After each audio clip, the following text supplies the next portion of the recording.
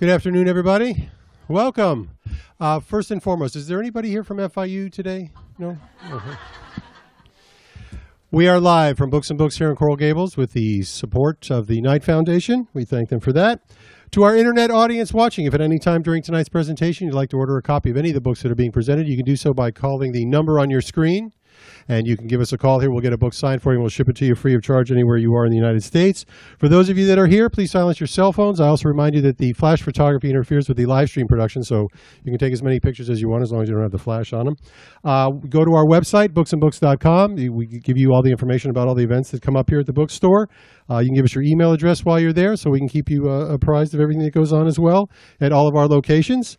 We archive all of these events too, so if you want to watch yourself again, you can do that by going to our page and clicking on the link. You can also follow us on Facebook and Twitter. And also just a small little warning, we do have a couple of cameras here pointing at the audience for questions and answers later. So for all your friends that may be watching on the internet, just make sure you're sitting next to who you're supposed to be sitting next to. Tonight, we're very happy to have with us all of our good friends from FIU and the FIU Alumni Reading with a prolific number of books we have behind the counter for sale. We'll tell you about those at the end of the night. But to introduce them as a very dear friend of this store who's got a number of books here as well, including the great Last Train to Paradise. Please welcome Mr. Les Staniford.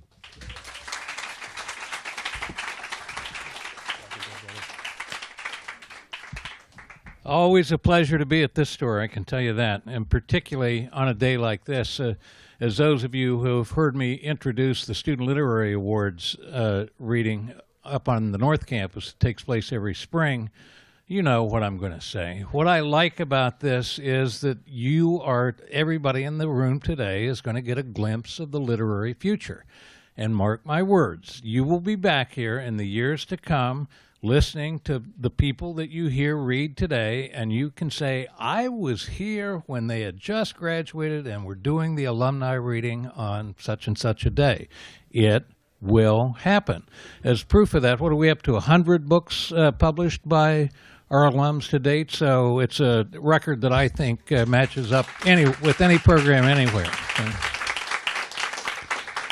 So thank you for coming. It's a pleasure for me to be here. Oh, and one other thing I wanted to tell you, all you alums, all you degree holders, if you haven't noticed that email that I think went out last week, we have a job offering for a program assistant in creative writing, and it has been posted, and the details are up on the HRS site, job posting site at FIU. So check if you're at all interested. It's 25 hours a week, but hey, it could turn into something full-time, and it certainly would be great preparation for other jobs in arts administration and the like. Well, I'm not actually doing the introduction. I'm doing the introduction to the introduction, which is actually going to be done by our delightful colleague, Julie Wade. And with that, I'm going to get out of the way and ask Julie to come up and keep the program going. Thank you.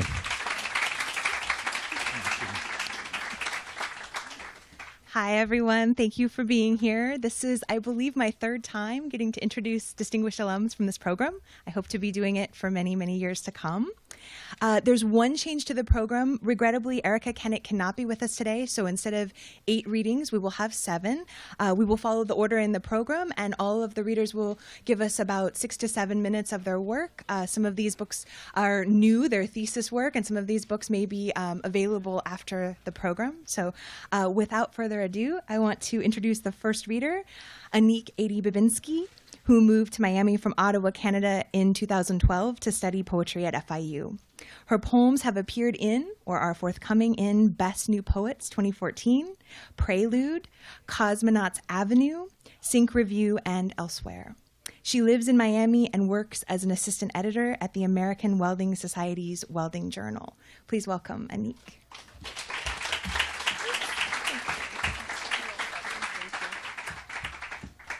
Hi, thank you for having me, and thank you all for being here.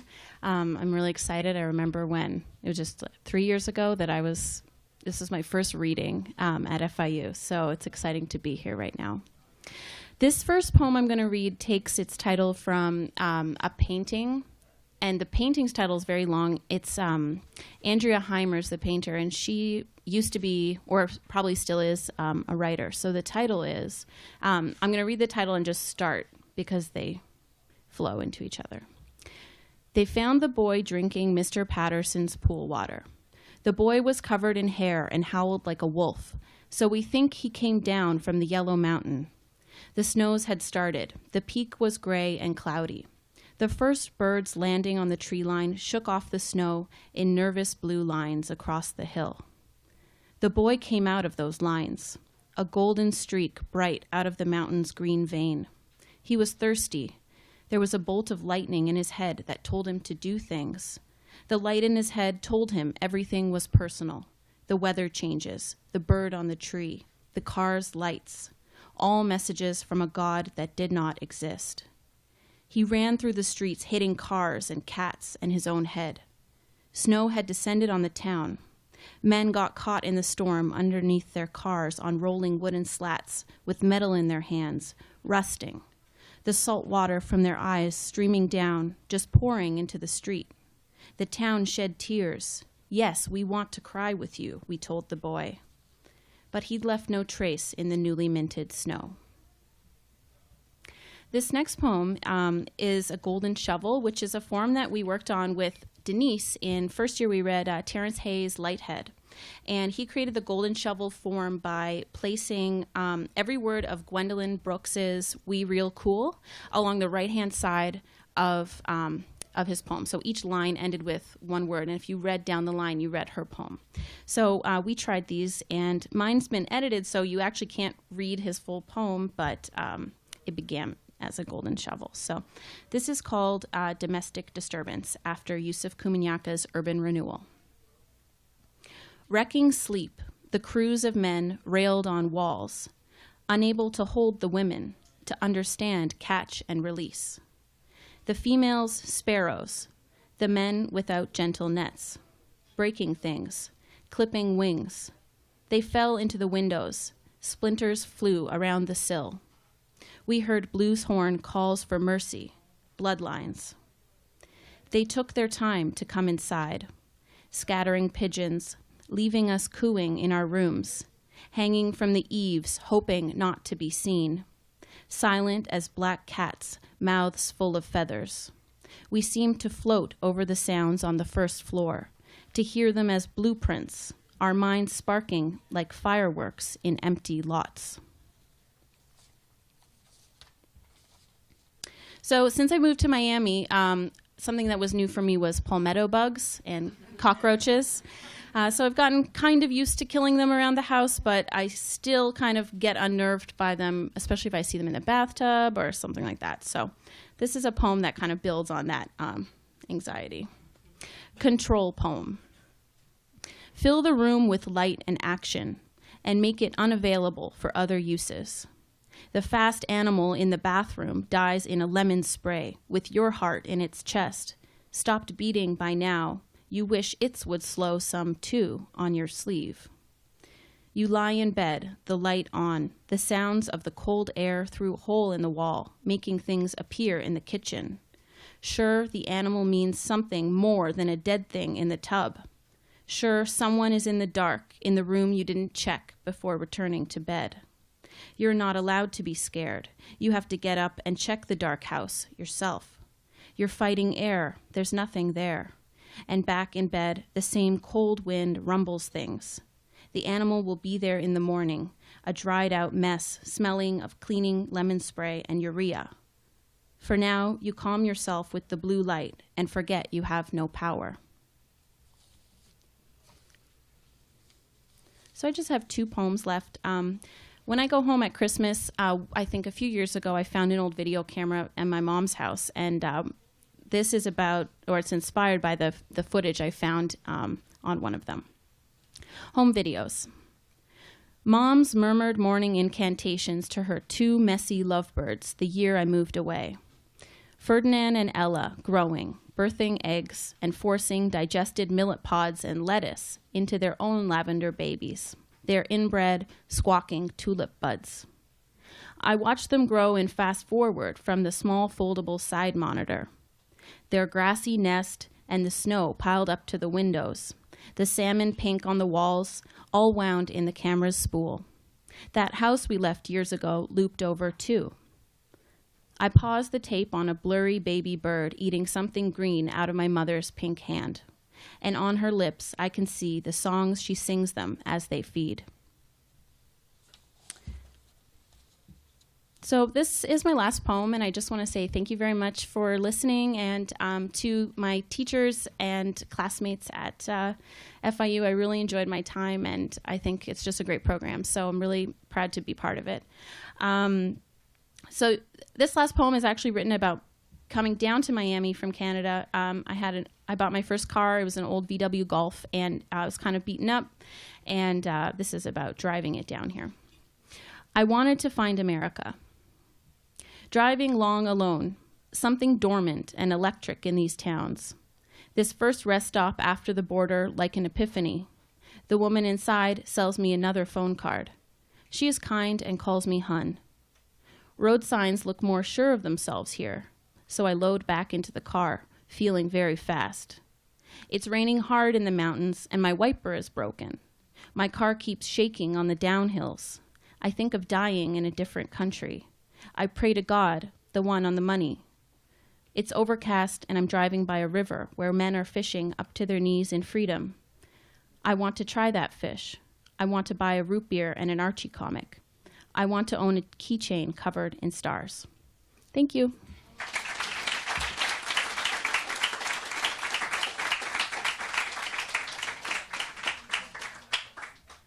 Thank you, Anik.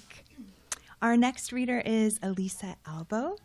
Elisa Albo's new chapbook of poems, Each Day More, is a collection of elegies for friends, family, and strangers. Her chapbook, Passage to America, now available as an ebook, recounts her family immigrant story and will be reprinted by Main Street Rag. Her poems have appeared in numerous journals and anthologies, most recently in the Notre Dame Review, Alimentum, Tiger Tail, and Sixfold. She's also completed a collection of food poems to sweeten the flesh. Elisa was in the first FIU MFA class and received her degree in 1992. She now teaches English and ESL at Broward College and lives in Plantation. Please welcome Elisa.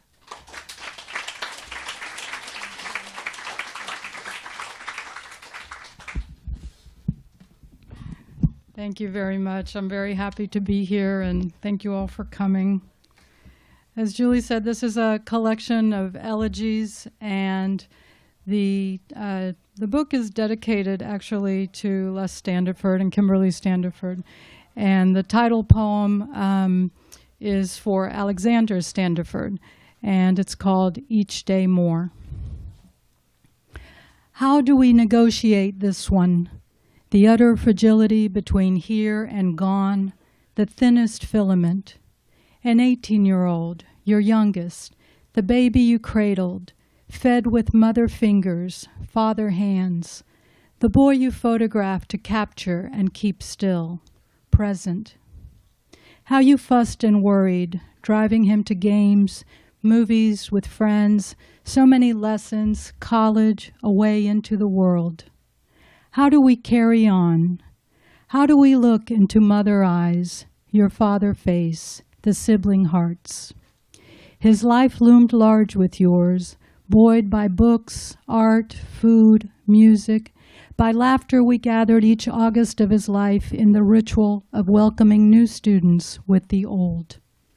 Then we entered your home not in summer, a space suspended between the ache of the gravel driveway and the blades of grass in the backyard, the chill of the pool water and the shade of the rooftop patio, leaving us poised with pain in air we're made to breathe, untethered, as if the gravity that holds a child to the earth has lost some of its force, and there is too much sky, each day more.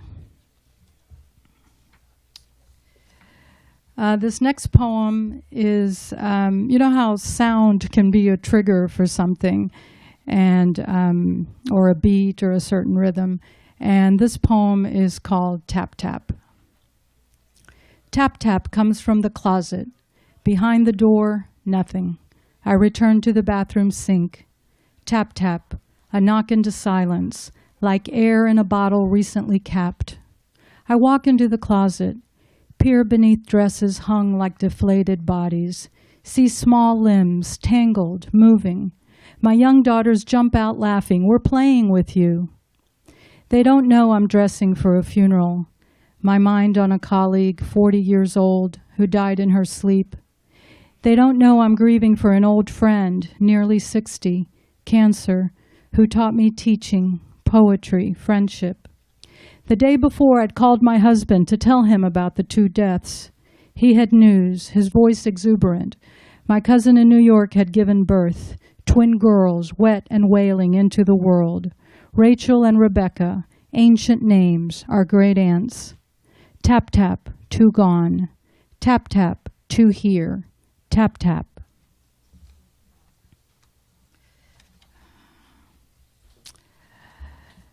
Some of the elegies are obviously personal and private, and others are public. Living in South Florida, you can't help but hearing and reading about things that are just horrible. So this is one of the more public ones. It's called Radio War Snippets, and a lot of it had to do with listening to NPR during the Iraq War. When I turn the car ignition, my hand flies to switch the radio station or pop in a CD to stop the news snippets that shell my daughter's ears. 11 people were killed today. A bomb exploded in southern Iraq. Government forces attacked insurgents. A roadside blast injured 23 civilians. Killed, bombs, attacked, dead and injured. Words they've heard their whole young lives. The Iraq War, the occupation, older than they are. I try to shield them, but amidst the daily rush, the urgency to strap on their seatbelts, get to school, the store, lessons, I forget I left the radio on. If only for a moment they hear, little sponges who absorb so much, so quickly, like all children, like Iraqi children, their ears tender to bombs, blasts, mortar shells, gunfire, to the snippets of their parents' whispers, their cries and wailings. His mother only went to buy bread. His father was looking for a job. Her sister mistook the mine for a toy, a bomb, U.S. forces, a roadside blast.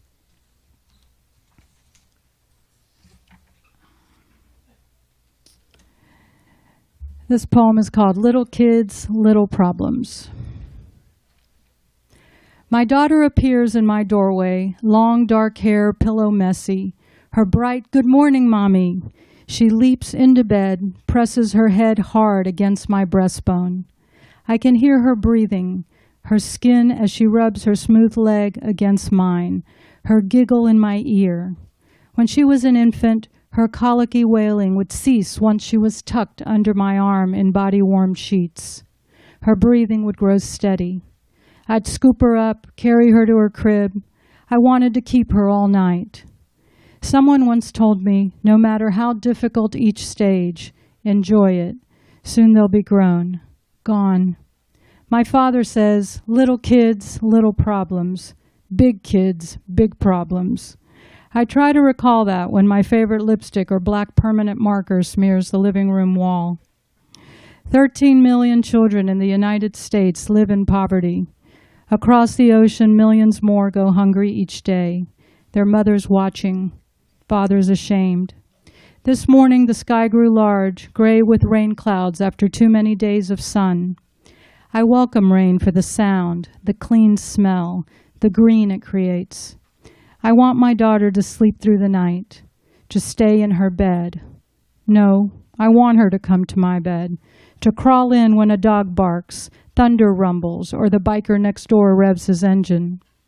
Snow is cracking a sidewalk in suburban Chicago. Years ago, a little girl saw the ocean for the first time and burst into tears. I once dreamed of nests, one so big I climbed in to rest. Sirens blare outside my walls.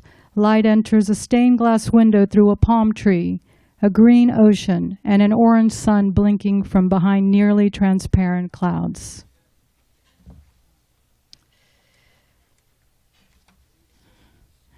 This is another one inspired somewhat by children. It's called Listening from a Safe Distance. Amidst the deafening roar of a neighbor's lawnmower we can't see, my 4-year-old jumps into the pool and swims underwater into my arms. When the mower abruptly quits, the near silence is serene. "It stopped," she whispers. "Now we can hear." A bird chirps high up in the newly thinned oak. There's the hum of a faraway plane. Water laps against the side of the pool. In the house, the sitter bathes the baby. My husband at work taps computer keys, editing copy. In the Middle East, rockets and bombs explode in Lebanon and Israel. My brother-in-law's nephew moved to Tel Aviv today with a young wife and infant son. The July sun warms our faces. It's been days since we've been in the pool. The storms lately so constant, so severe. And the last poem I'm going to read, and I too would like to thank everyone, and FIU and Julie. For me, an elegy is a witness to a memory so we don't forget. And I'm inspired by art and poetry and anything I read and see, and also by films, often by films. And this poem is based on the final scene in the film The Pianist, which is based on a true story and a Holocaust film I really like. Once again, he sits at the piano in the Polish radio station, the studio wood shiny and intact, no bombs exploding, no plaster dust falling, or young men diving for cover. Once again, he sits at the piano, tall and clean-shaven, healthy. The waterfalls and rustling leaves of Bach fly from his fingers, filling the air with their light, the sound engineer behind glass smiling, rapt. Once again, he is playing the piano. When a friend he hasn't seen since before the war enters, the pianist, still playing, looks over, smiles a joyful greeting that, unlike the notes, fades, gradually saddens to include the faces of his mother, his father, a brother, 2 sisters, who listened and laughed each day as he played in their home, who perished in the camps while he ran, hid, froze, starved nearly to death, and once again plays on the radio and in concert halls for survivors. Thank you very much.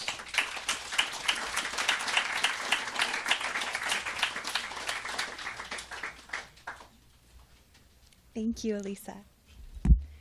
Our third reader is Betty Jo Burrow. Betty Jo Burrow graduated from FIU in spring 2015 with a completed collection of essays titled The Road from Emmaus. Her work has appeared or is forthcoming in Hippocampus Magazine, Cherry Tree, Sliver of Stone, The Lindenwood Review, Hunger Mountain, and Compose Journal. She lives in Stuart, Florida with her husband Dominic and her 2 daughters, Emma and Alice. Please welcome Betty Jo.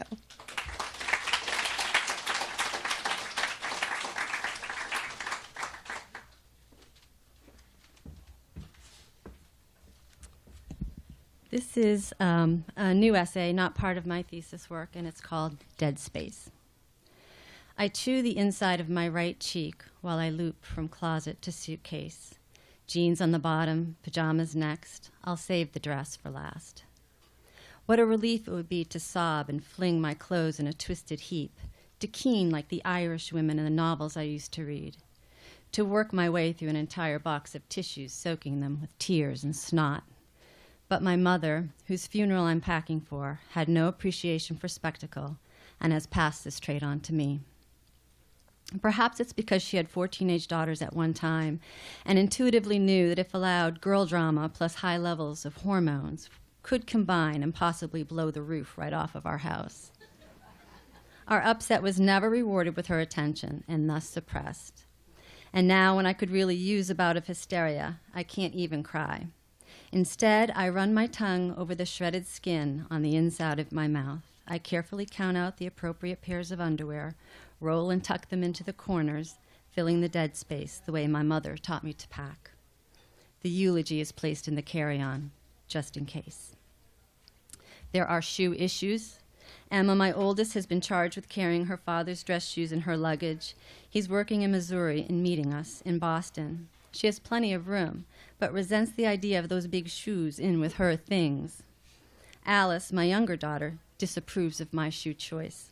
She's scandalized, actually, by my blue Louis AC closed-toe slingbacks with a 2 3/4 inch heel. They match the design of my dress perfectly. And even though they've needed 2 sleepovers at the shoe repair shop to stretch the toe box, I love them. You can't wear those shoes to a funeral, Alice says. Why not? You just can't, she says, shaking her head. I know she's referring to the pointy toe, the ankle strap. She thinks they're too sexy. She throws her hands up in a gesture that says, mothers, they just don't listen, and walks away. I turn the offending footwear so they are facing in, heel to toe, and place them in my luggage. The next day, 20 minutes into our drive to the airport, Emma's voice from the back seat. Mom, I forgot my sandals. She means the ones she needs to go with her dress for the service. Inside my mouth, I taste the metallic tang of blood. I am 3 days into my new routine of waking an hour before the sun rises to meditate, pray, and write when I call someone an asshole. I'm walking my dog Misty, and we've paused at the top of our street under the shade of a banyan tree to greet our neighbor friends Karen and McDuff. I've been up for so long the day feels solid, as established as a blacktop under my sneakers, and it's only 8 a.m. Our backs are to a man on a bike, and we don't hear him until he is almost upon us. Between ourselves and our dog leashes, we stretch almost across the entire road. Hello, he says, but it's not a friendly hello. Or a good morning hello. It's an, I'm right behind you, you idiots, hello. And as we part ourselves so he can ride through, he shakes his head in disgust. Bicyclists are assholes, I call out, my voice ringing along the quiet street. I'm immediately embarrassed. I feel badly about it all day. So bad I've confessed to my friend Anne later that morning when we go for a walk, because along with my writing and meditation, I'm also trying to get in 10,000 steps before noon. I'm not sure where that came from, I said. I've been working on meta-meditation, a loving-kindness practice. It bestows an intention to be happy, safe, peaceful, and well, first on oneself, then a friend, a neutral person, an enemy, and finally to all sentient beings. It's not lost on me that I did not simply call the man on the bike an asshole, but all sentient bicyclists. I didn't just swear, I meta-swore. After my mother dies, sleep becomes elusive. When I close my eyes, I picture her life ending, those last days when her breath became shallow and rapid, her tiny body overcome with the work of staying alive and dying at the same time. Visions of her oxygen tank, hospital bed, and vials of morphine and Ativan swirl behind my eyes like the tornado scene from The Wizard of Oz. In meditation, the place between the in-breath and the out-breath can be used as a still point to focus on. My yoga teacher says that the in-breath is a chance to explore your home. Some say that the end of every out-breath is an opportunity to die completely. The Zen master Suzuki Roshi advises, sit still and be willing to die over and over again. I practice deep breathing in my darkened bedroom at night in an attempt to disengage my mind from my body, but once I finally fall asleep, I often wake up gasping for air. Nancy's pastor Thomas corrals my 3 sisters and I into his office before the funeral while the church fills. He must have sensed we were coming undone, all of us terrified to deliver our eulogies. He pours water from a pitcher into glasses and passes them around. Nancy tries to protest, waving her bottle of water from home, but Thomas insists. Drink this, he says, and we do. Later, we'll wonder if he's laced the water with Xanax. He's that kind-hearted. Now follow me, he says, and leads us out through the courtyard into the front doors of the church. Nancy's friend Brett is singing a solo, and the notes, haunting and lonely, float towards us as we wait. If we try to ask a question, Thomas answers, just follow me. We are getting ready to enter the church, to walk up the center aisle and take our places on the altar.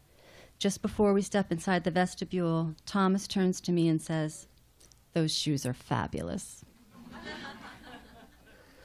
Once home from Boston, I am overcome with the need to declutter and clean my home. How have I possibly survived this long without alphabetizing my spices? And certainly everyone's electric toothbrush stand needs to be cleaned with disinfectant wipes. The chaos of my closet is an outright assault. And the baseboards, don't even. I don't plan on taking a nap, but late one afternoon as I walk through my bedroom, threading my way through the black hefty bags slated for Goodwill, it occurs to me that it might feel good to just stretch out for a minute. And the next thing I know, the evening light is slatting through my window blinds where the sun has just been. No one, no teenager with a need or question, no small, fluffy dog has bothered me. And while I lie in that foggy half-sleep, I feel something strange, yet familiar. I feel rested. I also feel sad, and I think about how grief is like the bounty hunter of emotions. It will find you no matter how hard you try to give it the slip. It will catch you while you scrub the grout on the walls of your shower. It will try to sidle up next to you on your 9,000th step. It disguises itself, too, masquerading in the alarm set for 5:30, the worn soles of my walking sneakers, the jars in the pantry arranged from tall to short, labels out. It's even in the words I say, although sometimes an asshole on a bike is just an asshole. Sometimes grief is a mouth that resembles raw hamburger and a suitcase efficiently packed. I move over. I let the sadness climb into bed with me. We stay there together until the dusky light turns to dark. Thank you.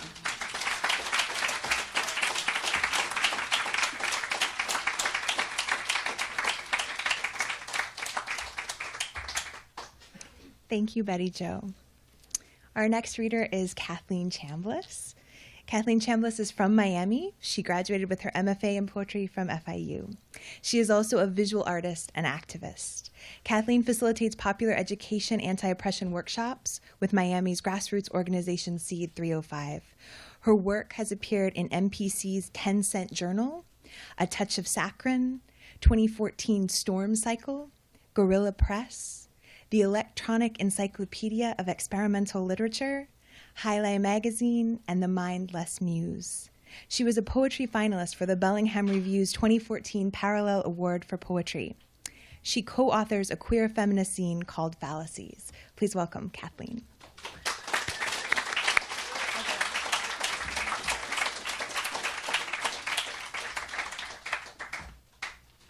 Hi.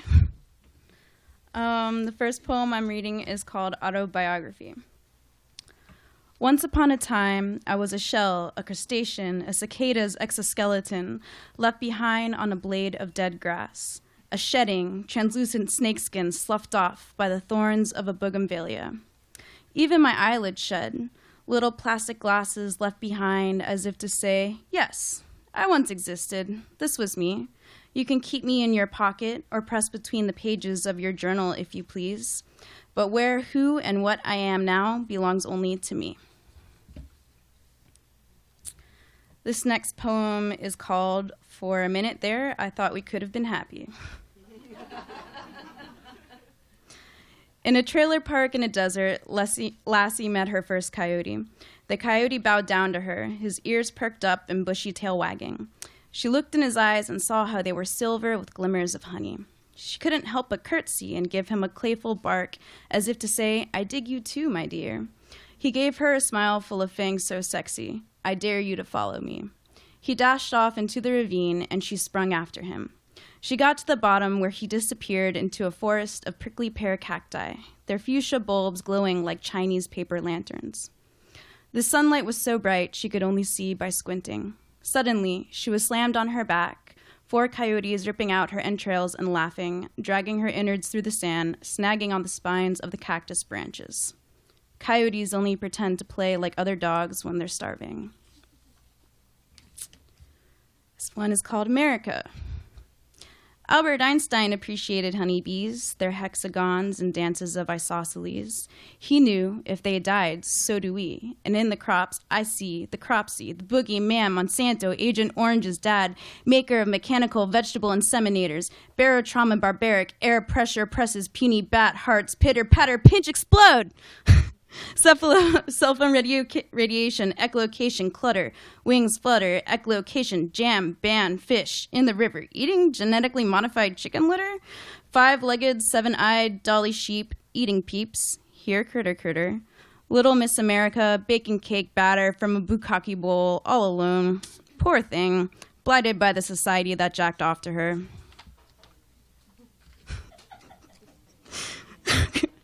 This next one is called Brujeria. It's like a series of haikus together. Lit, wick, black, wax, conch, onyx, cosmic tonic, winged Polly Pocket. Glitter, rainbow, star-shaped home, plastic clouds, tiny throne, goddess Polly Pocket. Shells, sage, crystals, candles, and circle Polly Pocket, my altar portal shelf. This next one is an ekphrasis based after the Goya painting of Saturn Devouring His Son. So it's called Saturn Devouring His Son. Did her anger linger in Saturn's bloodstream and push itself out of his arteries, leaving little gasping perforations the way lungs expunge fiberglass? I wonder if he felt more whole with a belly full of baby's brains, as if the reabsorption of his 23 chromosomes and 23 from Opete's. His mouth, a void, a whirlpool, a black hole, sucking in children's limbs. On the way down, I bet their little hands expand, tarantulas trying to catch their fall and crawl back up his throat. I wonder if baby bones get stuck in his gut, if snippets of hips and spines slice shortcuts in the intestine's labyrinth. How it must feel to turn your son into bloody excrement, the antithesis of metamorphosis. What is that look in Saturn's eyes? Wide white, disc sprite, horrified by his own delight. And this is my last poem I'm reading.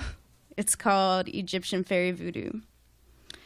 And it's inspired by a couple of girls that I met traveling through my house that I live in. Our names are April and Dee. We are Satanists, but the humanistic, consent-given, ritualistic type. We practice the Egyptian fairy voodoo, and you do too, but you don't know it yet. Just like we didn't know about the polyamorous cult we accidentally started. And now we have to bounce between states and cities when we are found. You see, April is a transgendered deity. She didn't mean to be. People need something to believe. We are radical fairies who made our tarot cards with pictures of our friends and accidentally condemned them. Jack is forever a hanging man, suspended in time, and cannot turn his world around while he is stuck upside down. And ours is too. But what's a girl to do when the only thing she has on her resume for the past 12 years is magic and working sex? We can't bartend when our long-dead friends possess the belligerent and have long-dead conversations over and over again. But we have each other when running undercover, our fingers entwine, and we become an orb of light. After a flash, we disintegrate into the night, leaving only our pink and green after images behind.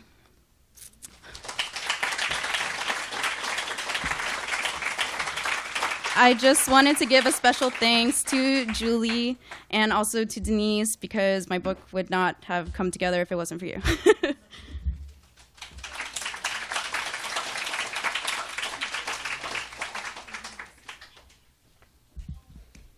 Thanks, Kathleen. Our next reader is Esther Martinez. Esther Martinez has a BA in Literature Writing from Columbia University and an MFA in Nonfiction from Florida International University, where she has taught writing and rhetoric. Her work has appeared in the Daily Beast, Newsday, the Columbia Observer, Sliver of Stone, and others, as well as on NPR and PBS. She is the co-producer, editor, and director of Lip Service, True Stories Out Loud, which won an Arts Challenge grant from the John S. and James L. Knight Foundation. She lives in Miami with her husband, Sean, their daughter, Lilu, and newborn twins, Lola and Logan. Please welcome Esther Martinez.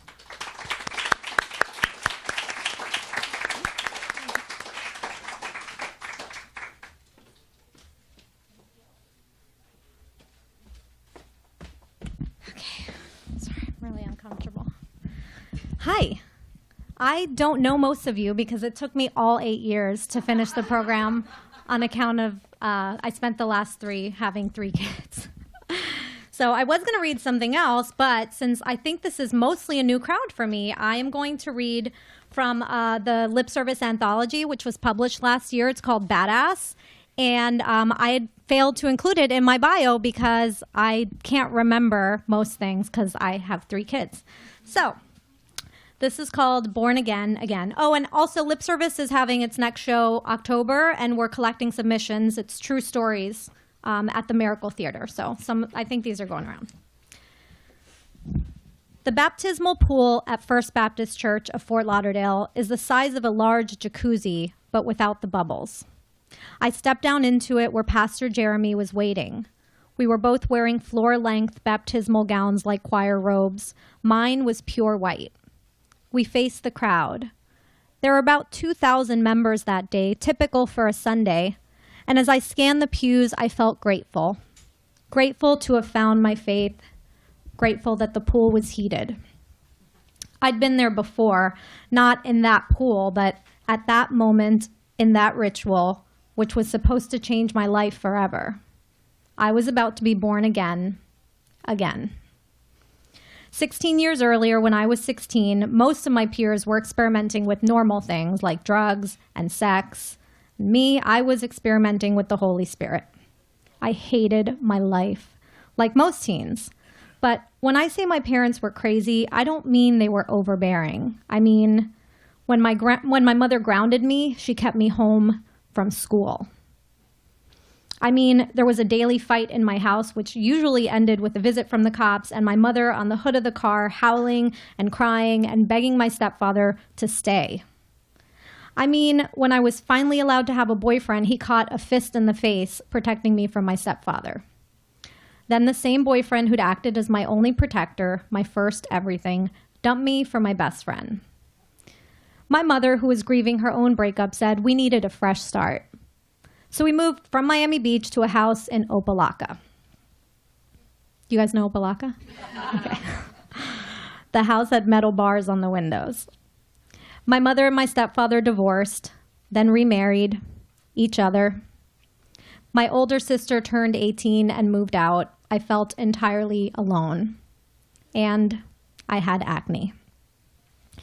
I started skipping school and spent afternoons hiding out in the park listening to Depeche Mode on my Discman. I wore dark eyeliner, short skirts, and black army boots, imitation Doc Martens. I gave myself a tattoo with India ink stolen from a Woolworths. When that failed to get my mother's attention, I pierced my own nose with a sewing needle. My mother said I needed Jesus.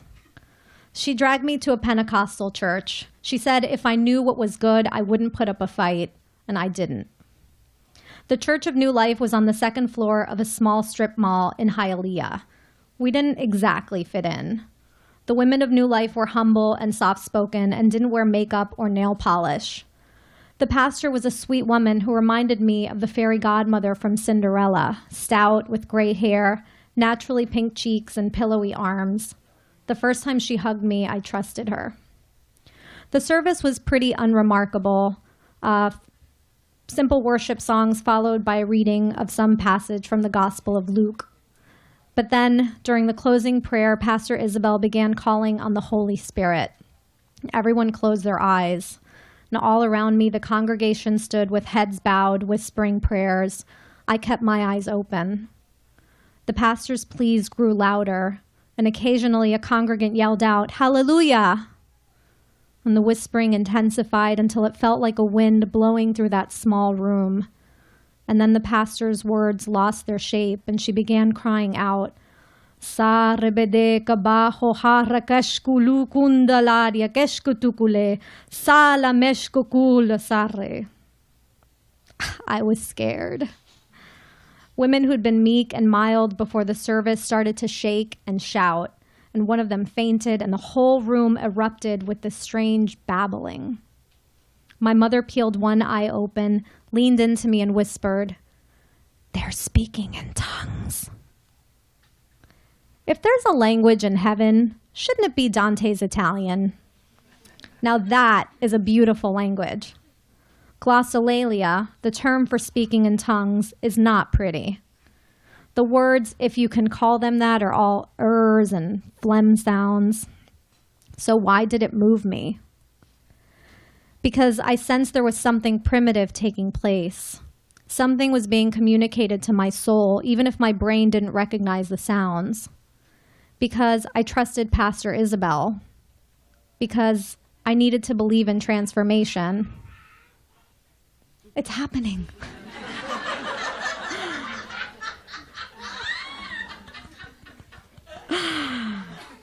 Because I needed to believe. After the service, Pastor Isabel and I sat together for a long time. That's freaking me out. She asked me about my life. I told her how I felt abandoned by my father, neglected by my mother, unloved and misunderstood and entirely empty, and she just listened. And then Pastor Isabel told me a story. She said Jesus' disciples were in the upper room during the Pentecost, the holiday which celebrates God giving the Torah to the Israelites. They were praying for the Holy Spirit when suddenly, and this she read right out of the Bible, a sound like the blowing of a violent wind came from heaven and filled the whole house where they were sitting. All of them were filled with the Holy Spirit and began to speak in tongues. I became obsessed with this story. Every chance I got, I knelt and prayed for the Holy Spirit. Nothing happened. Pastor Isabel said God would grant any petition made by a pure heart, and I thought I needed to purify myself, so I signed up for baptismal classes, memorized my verses, and 4 weeks later stood on the shore of a public beach wearing a white robe. 30 yards away, Pastor Isabel was waist deep in the water. I walked toward her. The shore was rocky under my feet, the water ice cold. To still myself, I imagined it was John the Baptist waiting for me in the River Jordan, where he would support my body as I faced the heavens before being submerged. I'd spend an eternal second beneath the surface, buried with Christ. Then I'd emerge, resurrected, a new creation.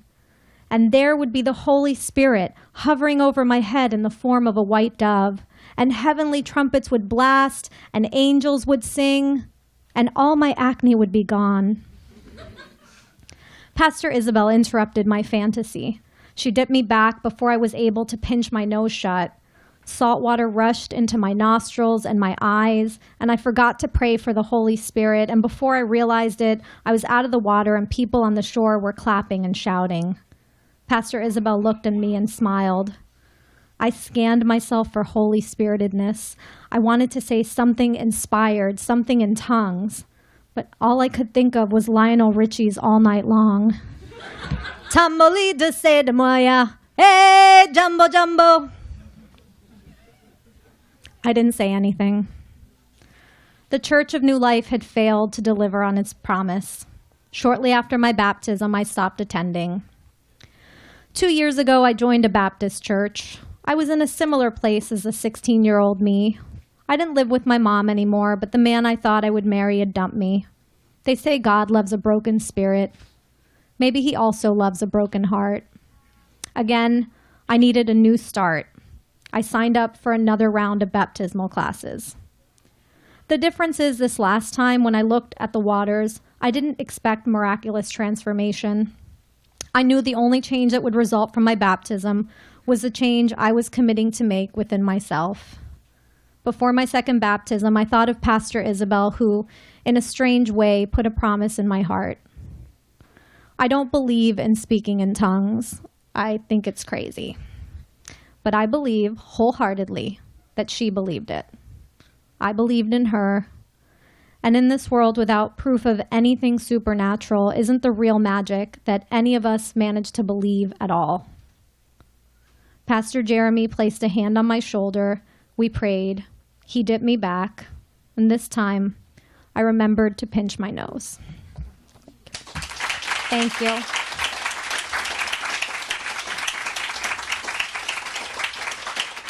And thank you to Les, who's here, and to everyone who's here, too many people because I run over my time, but to everyone I sat in a workshop with who helped me with my stories. I see a few of you, so thank you.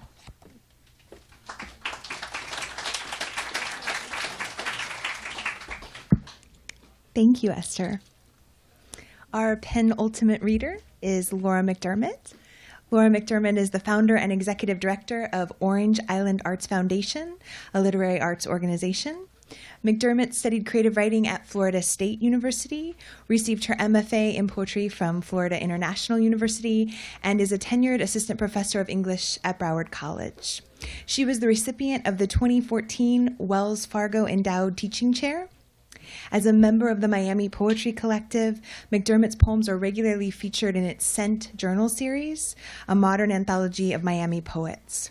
Her poems have also appeared in Screw, Iowa, the Virginia Key website, The Selected Collective, Volume 7 of Tiger Tail, and Poets and Artists. She is the 2014-2015 Writer-in-Residence of Girls Club Fort Lauderdale. Please welcome Laura Mcdermott.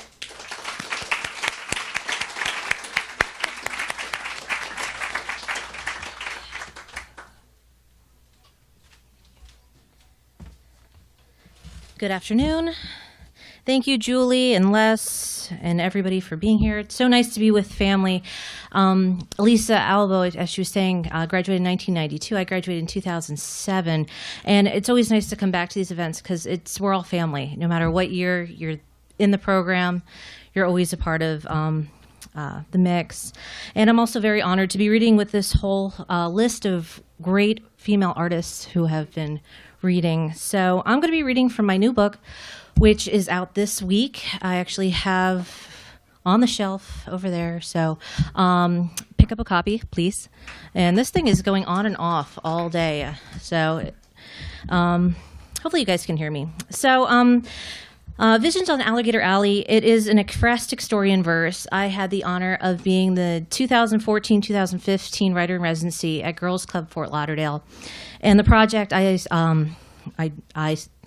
proposed was to do a series of poems based on the artwork that was hanging in the gallery. On the 26th of this month, I'll be doing a reading, and then the exhibit actually comes down October 1st. So if you want to check out the artwork with the poems, I encourage you to come. Cheap plug. Okay. So I'm just going to read a few poems in the sequence because it is a story in verse that about a single speaker. So I'm just going to read a few poems from that, and hopefully you'll get the gist of the book. Visions on Alligator Alley. At this late hour on this August night, I'm again filled with words that are not read like the roadside flare. Instead, they're eternal like time, like matter, as if a second person inside me is now taking out a specific word completely from the manifold and substituting it with intense darkness, scored by vivid red lines. I see father alone at times, body leaned over car with grim determination, touching hand to the hot big block like a sheet to a flame at the bottom of the pile as the fire roars upward. He smooths his mustache with the back of his hands as decades of careful work turn black in the cuticles, mud and grease all around, knuckles full of scars. His half-witted efforts gin up something good, something semi-permanent, like a car crash I can't turn from, or a vivid memory at the machine shop interrupted by a moment of weeping that I too have left behind so long ago in a shimmering cloud from exhaust pipes.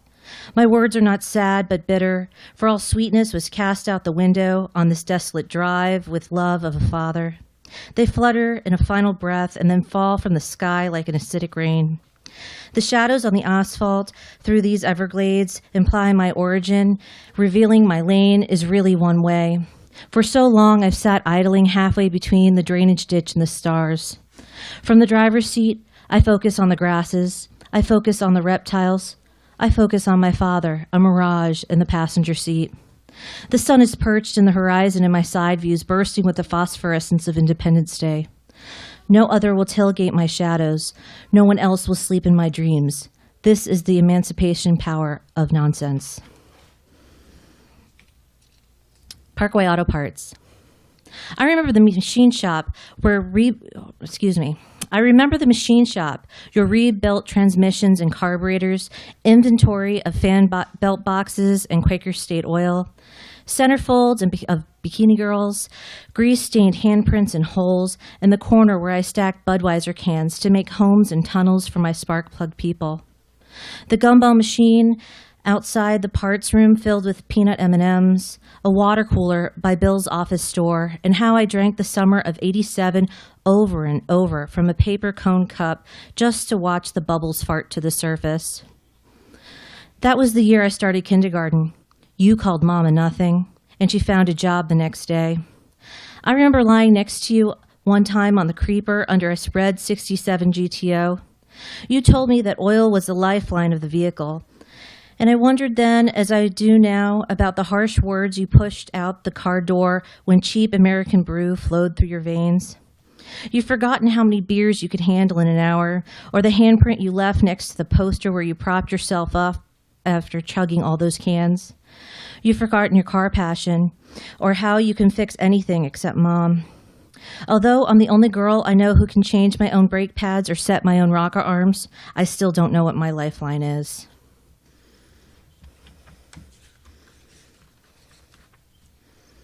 Sunday, May 19th, a Sunday. I was 17. At 1 o'clock, they called my mother. She used simple-sounding words. Something happened. Something serious. I'll be back. Waiting 2 hours on my bed, thinking of paralysis, of death, looking through curtains at sky. I learned he had jumped. I remembered a warm, beautiful day. My father needed something to be happy, a peaceful Sunday.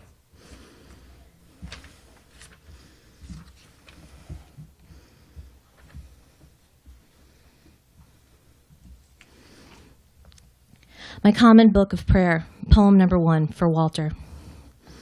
I've prayed prayers that lingered over your name, the delicate assembly of vowels and consonants. I've cradled them. There are no words for this. Prayers for your peace and salvation, prayers to draw us closer, prayers for you to see with my eyes the man you are and the man you're becoming. I've nurtured each prayer, turned out the lights and let them illuminate the room with the fire of interstellar dust. Held them to my chest and wondered what mythic beach the sand of our hourglass comes from.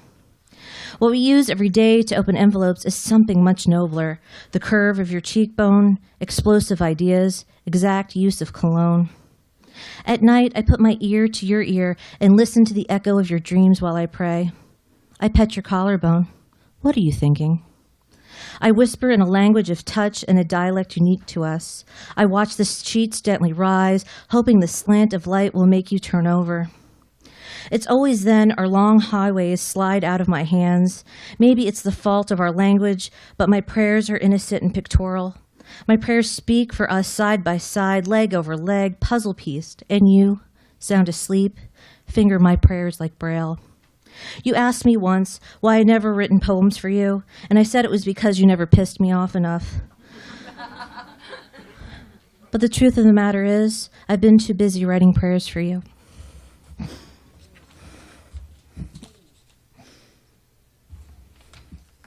The affair. 7 days ago, the man I love left me. I had a crush on him as a girl, but was 30 when I finally seduced him. He would remind me he wasn't in love, but I ignored the warning. He threatened to break off the relationship. It was too long. I blamed him for the missed opportunity at the end of my journey. I lived for him. It was 2 a.m. when he picked up the phone, and infected few words blurted, another woman. I spent the night staring at the moldy carpet, the red telephone, this place, the setting for my suffering.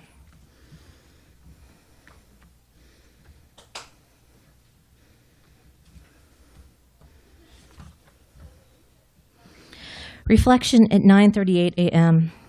The clouds this morning take 3 long steps forward and then slink back a half step, teasing, taunting me, the way only the sun can when it's missing from the skyscape, the temporal gray like peering into a well.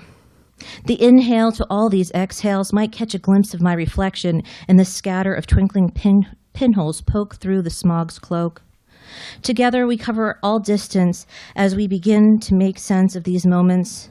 Pulling them out of our pockets like pebbles, we toss them around to see if they still hurt. Maybe this is my strength in the darkness, like peeling back an onion to expose the pink flesh. I tell you a story once my father shared, something about how tears are places for the light to shine through. And then finally, I'm going to read this one last piece.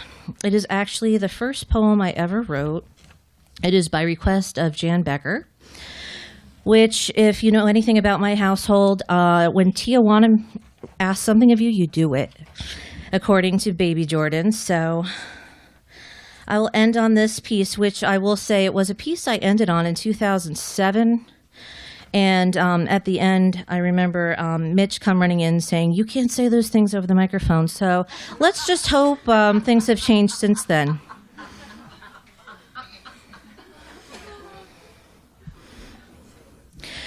Sometimes I wish my vagina had teeth, I announced after guzzling down my 5th bud late last Tuesday night. A vagina mouth filled with rows of razor incisors like a thirsty great white. You'd hear rumbles from my crotch like a 12th century dungeon as I crossed my legs.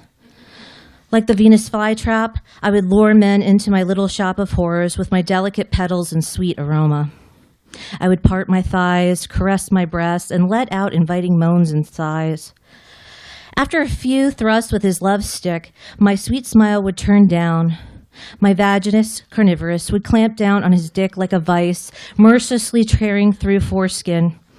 Blood-curdling screams would be heard from my bedroom, followed by laughter, screeching. As I fuck, warm blood and mangled flesh would flow down the remaining shaft to his manberries and then to the sheets below us. His agony would bring me great sadistic pleasure. Tormented nights, you'd see half-dressed men running from my room, bloody, missing a finger, tongue, penis tip, or a toe or two. People often wondered what type of a childhood I had. During summer stays at my grandpa Palumbo's in Pahokee, Florida, I would sneak to his Polydent-filled cup on the bathroom counter late at night. Sitting on the cold tile, I'd lowered my white cotton panties just enough to insert his teeth inside to practice my pussy grin. A few days ago, I was watching cosmetic dentistry on the Discovery Channel. I was really intrigued by the process. In a couple of years, when I can afford it, I'll invest in my own set of Punani porcelains. My father would be proud at the thought of his little girl having pro-chastity mechanism to protect my virtue. To save the Trojan warriors from the clutches of my wicked snatch, the boys can only hope I develop lockjaw. Thank you.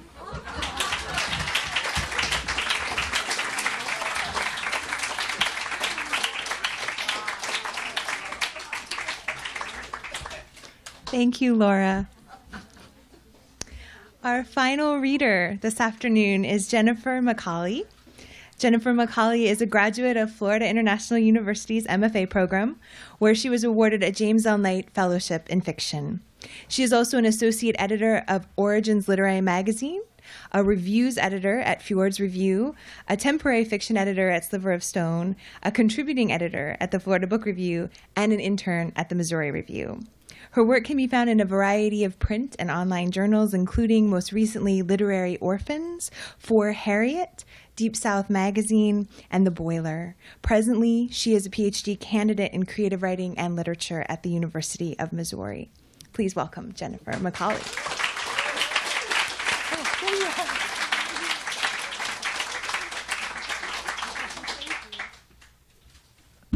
Oh my God, I'm reading Books and Books. This is kind of awesome. FIU is one of the most amazing programs, and you guys are all just wonderful. And I've had the best teachers and met the best people, and I'm just so excited to just know everybody, so thanks. I'm going to be reading just a few, just like really my face, okay. I'm going to be reading a few short pieces that are from a longer work that I'm working on. So the first one is called Summer Love on Sidewalks. I ain't checking you. You calling out to me from across 17th and Ashbury, but you ain't calling too sweet. I don't say nothing. I just show you my shoulder and turn to my half circle of girls.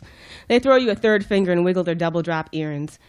You ain't checking them. You stamping your work boots, brushing your face with your palm heels, slapping your thighs and shouting out your nothing love. You singing, hey, baby, stop acting tricky. Come over here. I've been looking at you thinking you the one. My girls and me, we got a bus to catch. I ain't missing my connection to little job I got because you want to play my shapes.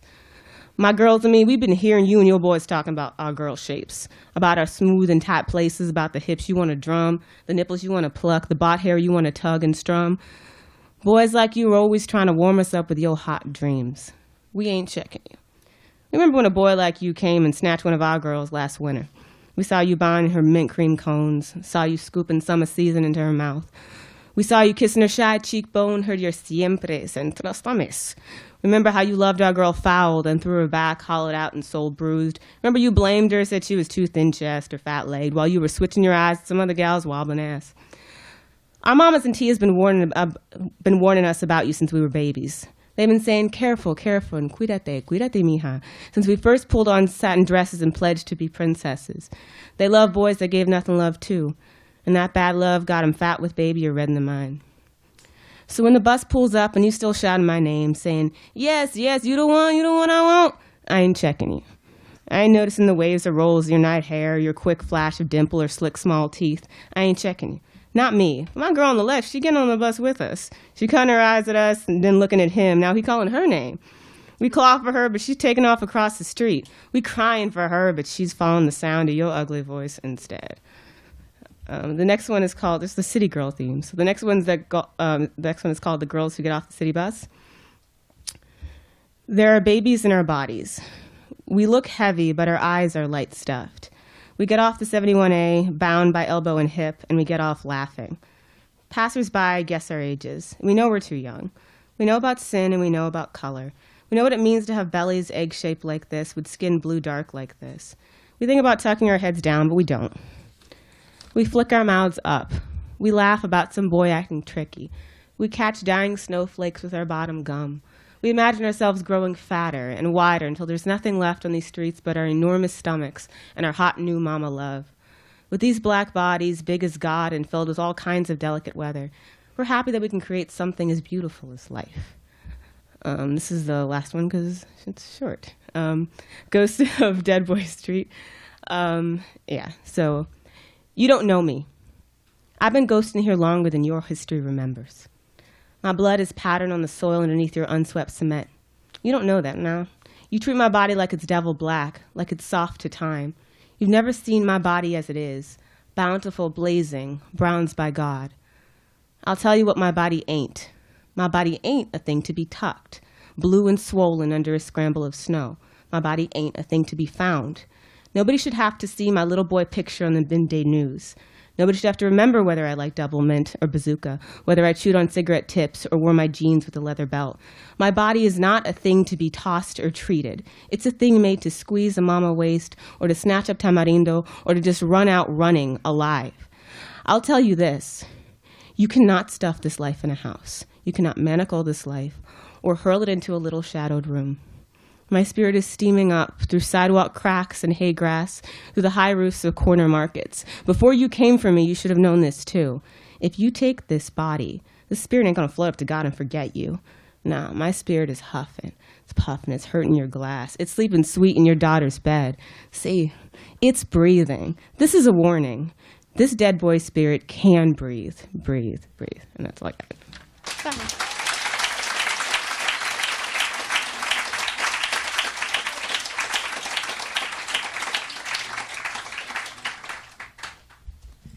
I don't think we talked about the ending because we didn't want it to end. So I will close this for now and say thank you so much for coming. Come back next year.